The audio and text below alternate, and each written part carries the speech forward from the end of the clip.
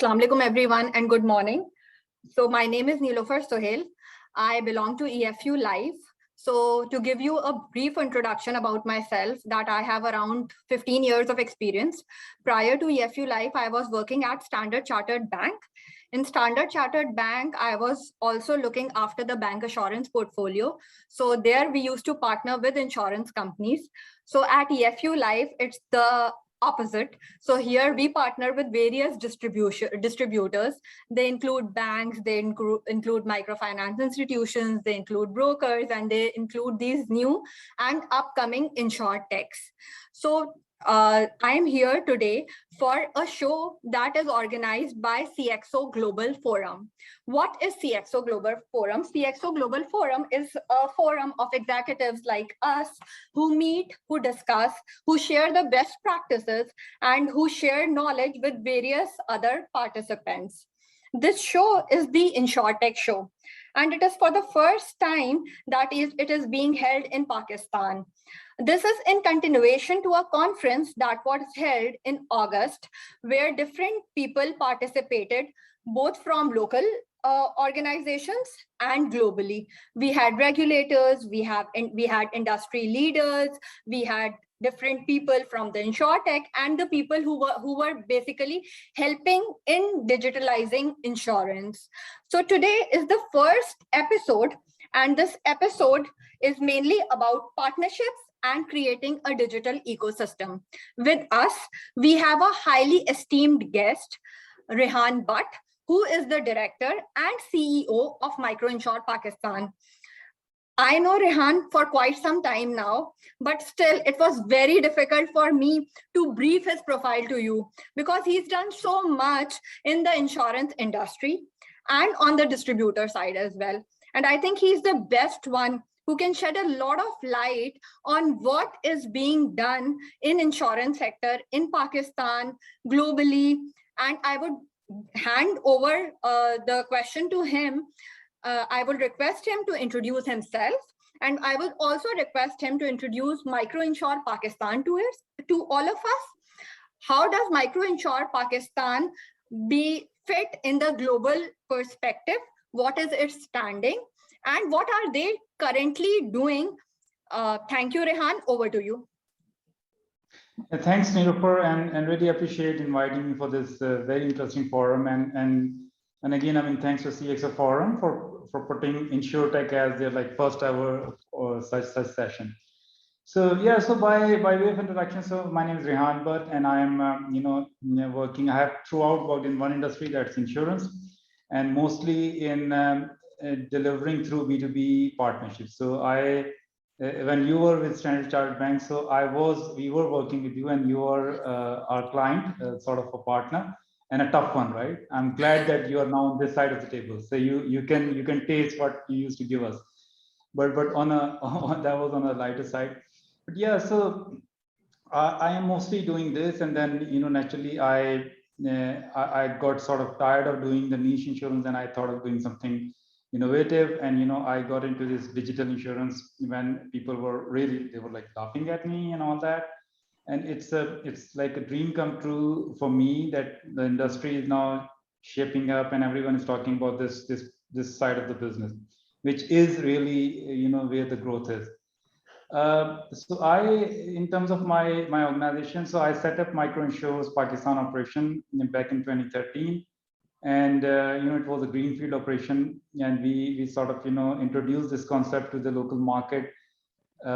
People were a bit confused that what we're going to do when there is an insurance company and when there's a distributor. What are we doing in the middle? And actually we explained to them that it's all about delivery of insurance, and insurance companies are like they are the big powerhouses, the big organizations dealing with insurance, and they do not necessarily have the appetite to get into small ticket insurance, and their processes and their systems are designed to give big ticket, or how I call it, high severity, low frequency business. So we kind of specialized into that, and then we never looked back. And right now we are the only organization in the country having a partnership with all the 4 telecom operators. We are working with ride-hailing companies. We are working with a bunch of microfinance institutions and microfinance banks.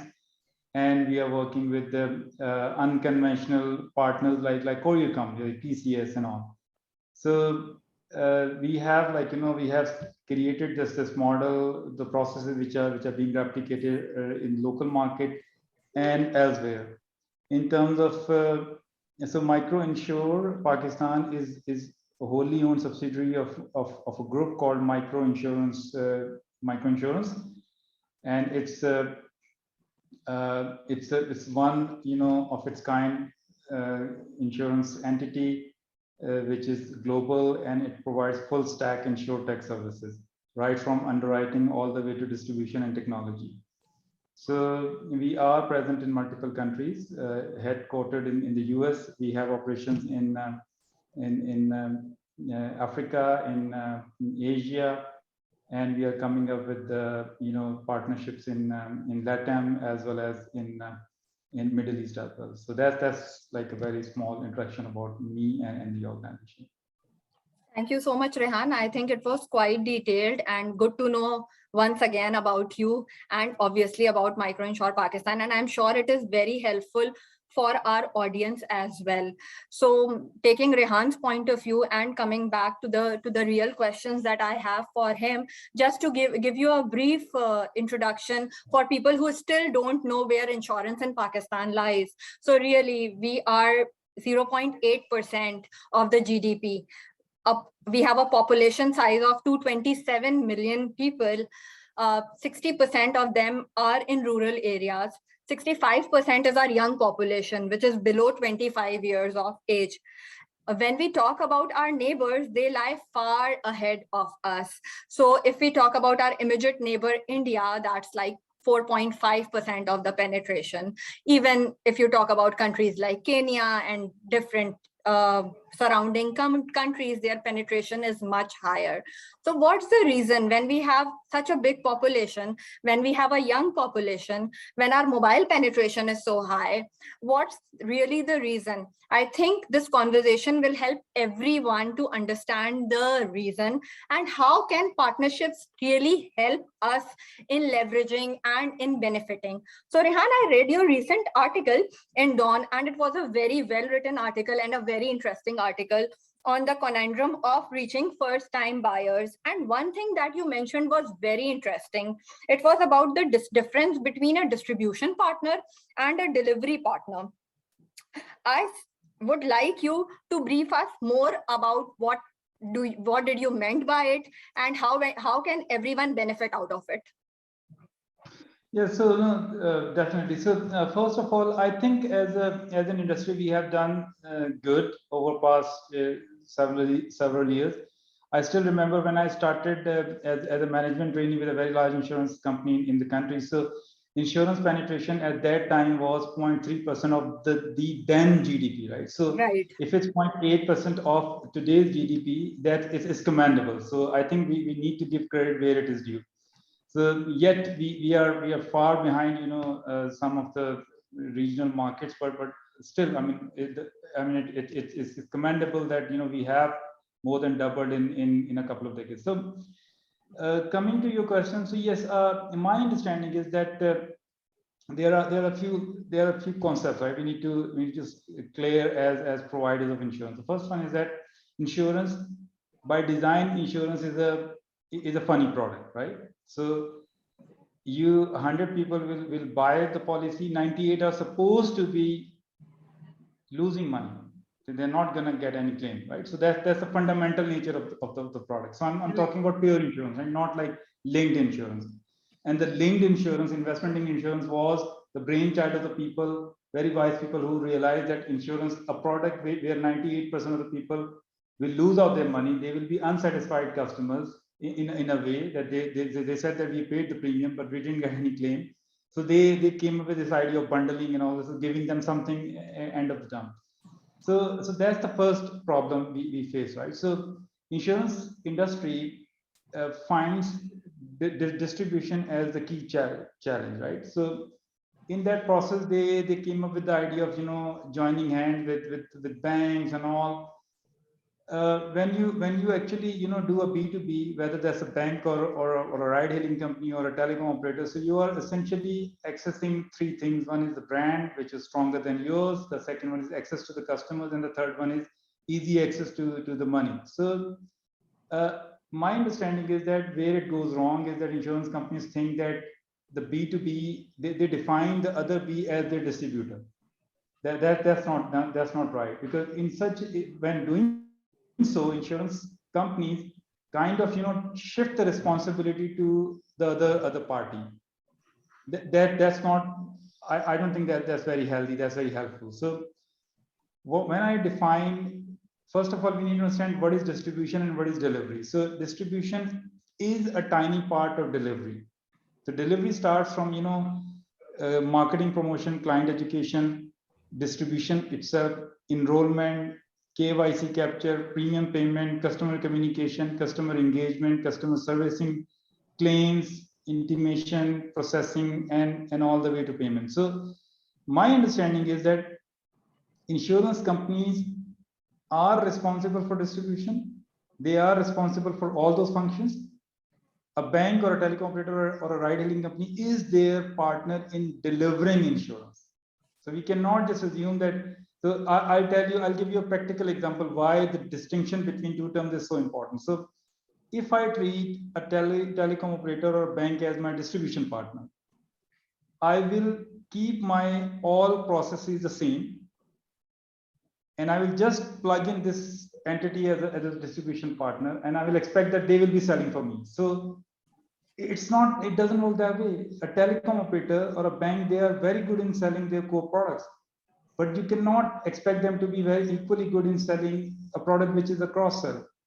And my philosophy is that, if you are in a bank selling, insurance is like, you're selling clothes in a fast food restaurant, because it's a cross sell. It doesn't link with their core products. So when you change your approach, you say, no, this bank is my delivery partner. So you will go back to the drawing board. You will redefine the whole thing, considering your delivery outlet. So just to give another example from fast food industry itself, if you go to a restaurant and you book a table, you get a different way of being served. The menu is given you differently, the food is served differently, and so on. But when you go to a drive-through, the whole thing changes.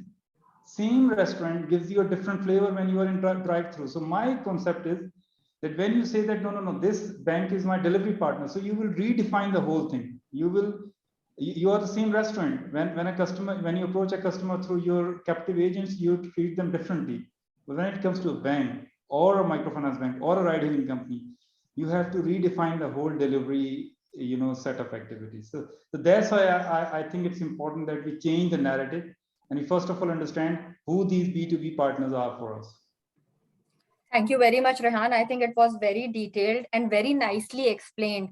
So everyone out there, I think it's really high time for all of us to think that there is a difference between distribution and between providing real services to the customers, and that can only be provided once we understand where they are, and we don't expect other organization to change their processes, because it will never happen. And if it happens, for example, if it happens, it will always be half cooked, because they are not meant for that. They are meant for their core business, and they are very good at that. So why not we tweak ourselves, because we are experts in insurance, and why not we form the processes that fit in rightly with the processes that they have. And after all, the key and the core component that should be in our minds is the customers and their needs. If we think like that, I think everything else will happen automatically.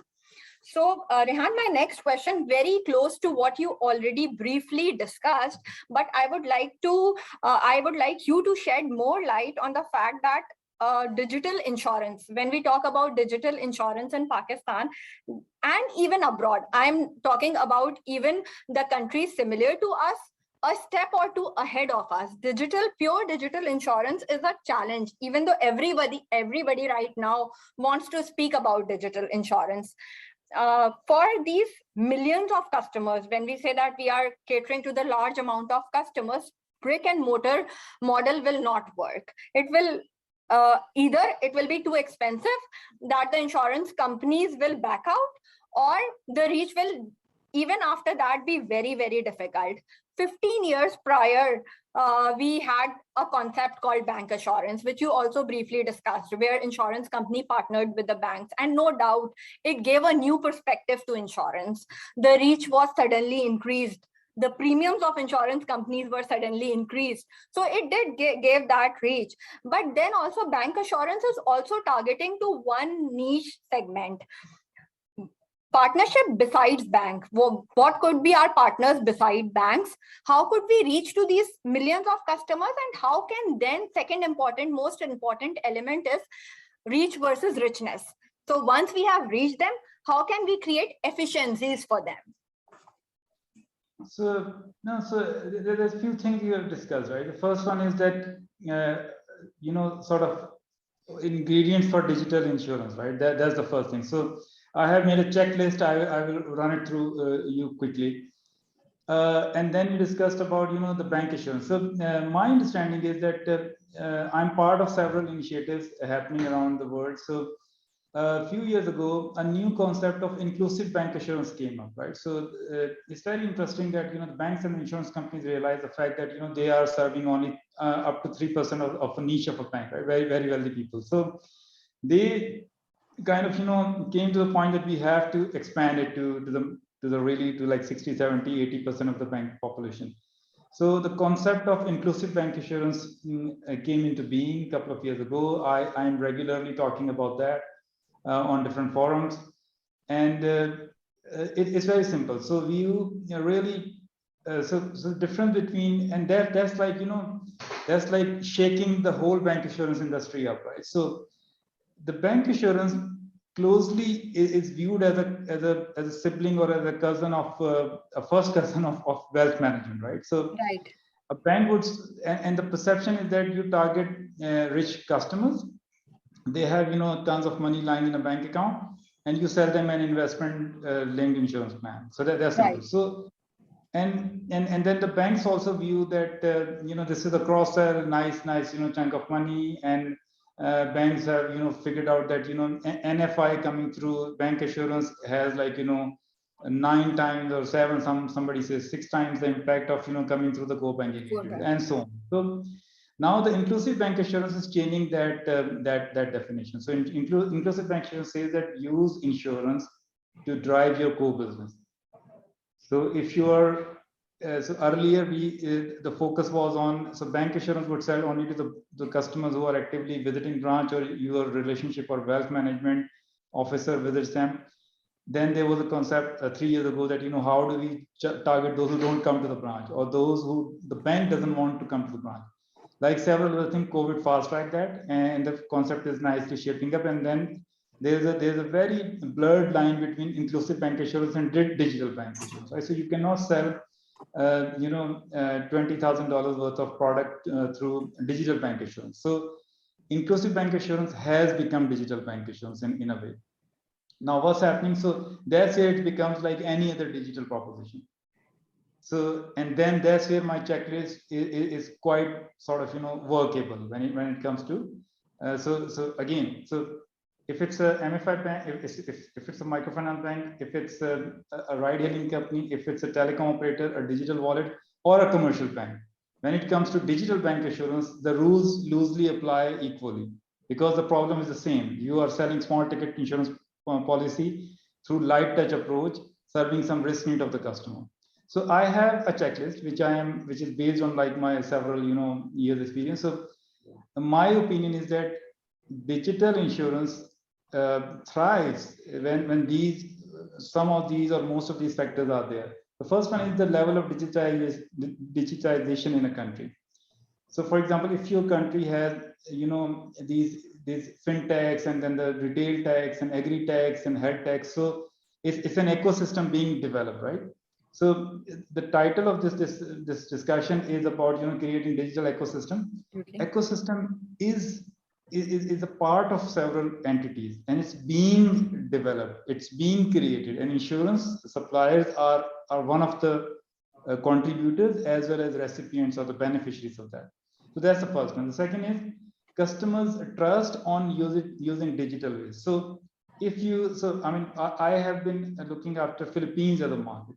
So comparing Philippines and Pakistan, my experience is that, and out of 10 Filipinos, more Filipinos would prefer going digital compared to 10 Pakistanis. And there are several reasons for that. So if more people trust digital ways of doing things, it will create an enabling environment, and insurance companies can benefit from that.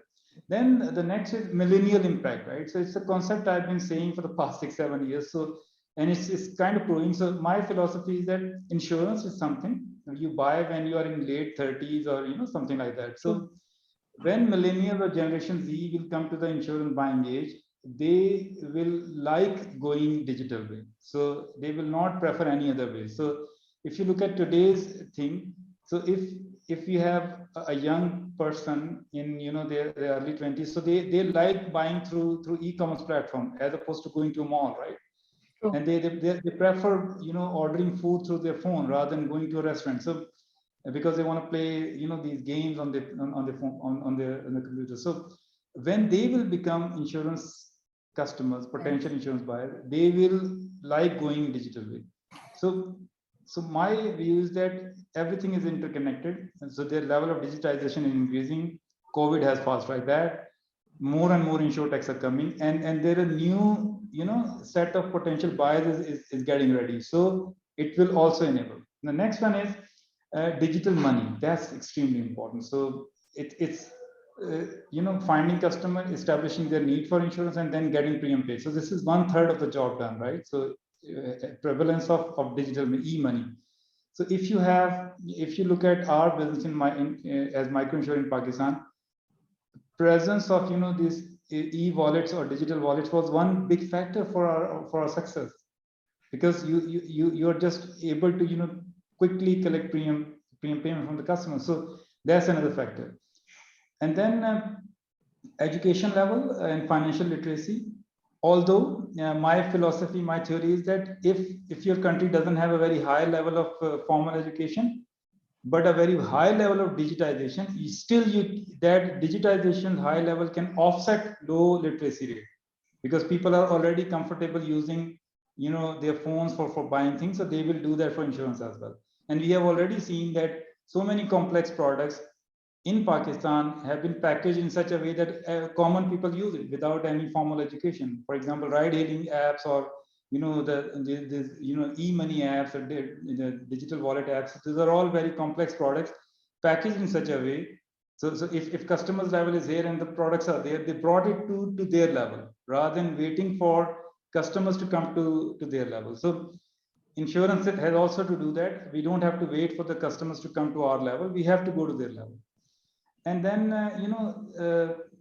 that's the next point, that providers' ability to create digital products and processes. In other words, going to the customer's level. That's another factor for the success of digital insurance. And then finally, regulators. So if regulations are supportive of digital insurance, or they are not prohibitive of digital insurance. So both factors play a due role.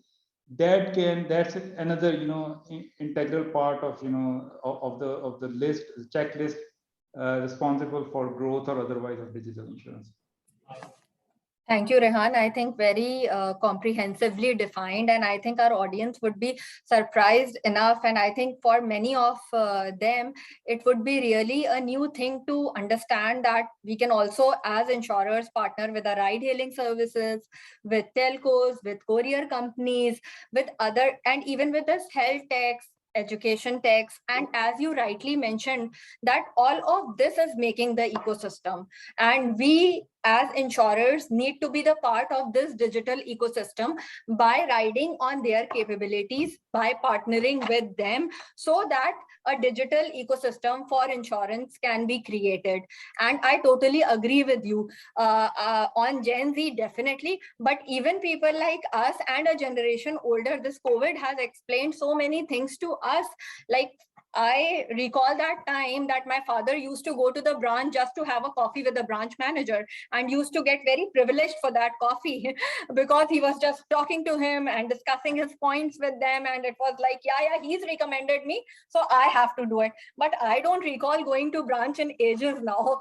I want to do everything online. Internet banking has been so useful that we want. So we have transformed. We have transformed to digitalization in quite a few aspects. Yes, in insurance, it's still a challenge. And this moves me to my next question, that do you think that we as an insurance company, we know in Pakistan, no one wakes up to buy insurance till now. So it is still considered as a push sale. So my last question would be that how in this situation can we create a digital ecosystem and can help customers buy insurance in a paperless environment? So look, the slogan, the sentence, the phrase that no one wakes up to buy insurance in the morning. So that's obsolete now, right? So the 2020 has given us a new slogan, and that's what I call it, that people don't buy insurance like bread and eggs, right? So which means that there is a demand, and you have to tap that. And in order to tap that, you cannot expect that you will just showcase your products and people will come looking for that. It doesn't happen that way in insurance, right? So unfortunately, that's the nature of insurance products. So my understanding is that I think there was another CXO forum where I said that there is a surge in insurance demand, and insurance suppliers have to now respond to that, right? So we do not wait for people to come looking for insurance products, because it's not going to happen like that. So in my opinion, COVID has certainly, there is a high risk awareness in the mass market. So insurance is back. People are preferring buying insurance as a risk protection mechanism. We are having a very good run compared to 2020 as MicroInsure. We have seen some unprecedented growth. There is a sharp increase in first-time insurance buyers. There are lots of other players, coming up, InsurTechs and all, never thought of or heard before. I was reading this, a very large reinsurance company, they carried out a survey in Asia Pacific, and the people generally said that they were having a feeling of underinsurance, right? So they came up with 3 interesting stats for your reference. The first one was that online channels are likely to grow by 28%. So they compared 6 months, and then they were making predictions for the next 6 months. So online channels growing by 26%. And non-traditional channels like platforms or ride hailing and this and that, they are likely to grow by 260%.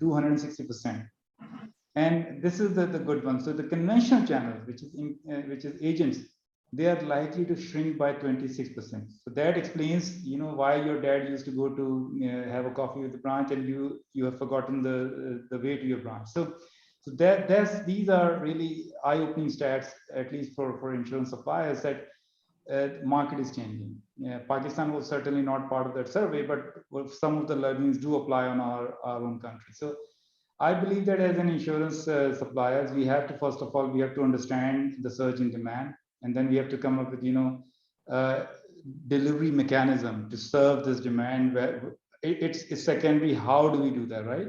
We go straight to the customer, we use an InsurTech, or we use a ride-hailing company or a bank, but it has to be a right sort of, delivery model, include products, and then delivery model, which includes distribution, and it's going to be a job decently done. Thank you so much, Rehan. So to quickly sum this up for our audience, so we touched upon very insightful points that I'm sure will be helpful to every one of us. We discussed that an insurance company or InsurTechs, or for insurance to develop and grow in Pakistan, there are enablers that are coming up in the market. COVID being one of them. Obviously, it was 1 in a 100-year event. It had many challenges, but it has taught us key and useful things on the digitalization side. And I would also say that it has also made all of us efficient, and more, all of us have been shaken that things like this can happen. We now care more about our lives, our health, and the lives and health of our loved ones. It has taught us that, look, you have to be prepared for this day. So I think in that essence, for insurance, for protection, it has given us lessons. In our market with, again, 60% young population, digital natives are coming up. So the day will come that when they will move towards digital means. Till that time, we need to assist them. We need to provide them support. We need to maybe make the model phygital and not digital, where someone is there to support making their process easy. And last, what I gained and what I, if you take one takeaway for me, is that customer needs are prevalent. So we can collaborate or we can partner with any channel, with any organization, but we should always keep in mind that we know insurance better, and we are the ones who have to digitalize the process for them and make it easier. We can have a checklist, we can have any other mechanism in place, but the need of the customer should be a priority that has to be looked upon. And if we don't do, some of our partners will do it, right? They are in the making. So this brings us to the end of this first episode of the InsurTech Show. Thank you very much, Rehan, for your time. Thank you for making out for this show, and we'll see you soon. Khuda Hafiz. Thank you. Thanks.